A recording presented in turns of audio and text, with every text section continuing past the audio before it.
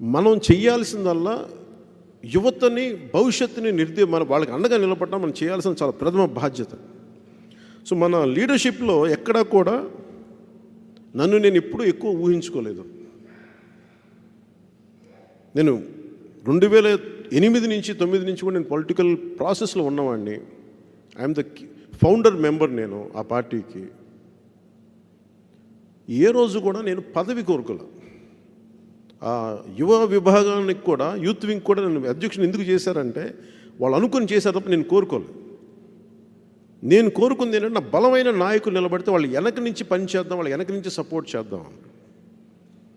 So నాకు అలాంటి పరిస్థితుల్లో లేదు కాబట్టి నేను ఏ రోజు ఏమి చేసినా ఇన్ని కోట్ల మంది ప్రజలకి ఏదైనా బెనిఫిట్ అవ్వాలి, వీళ్ళకి నిస్సహాయ స్థితిలో ఉన్న ప్రజలకు బెనిఫిట్ అవ్వాలి, ఈ ధోరణిలో నా ఆలోచన సాగుతుంది తప్ప వ్యక్తిగతంగా నేను నా కోసం ఎప్పుడు నేను ప్రయత్నం చేయలే.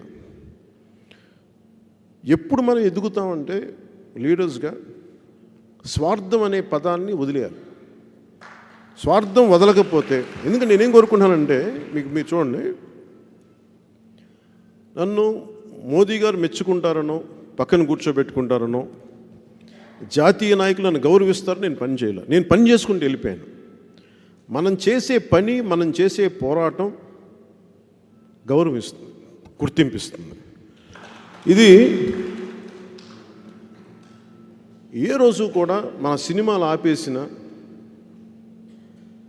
10 రూపాయలకి టికెట్లు అమ్మిన నీచంగా, దిగజారుడుతనంగా,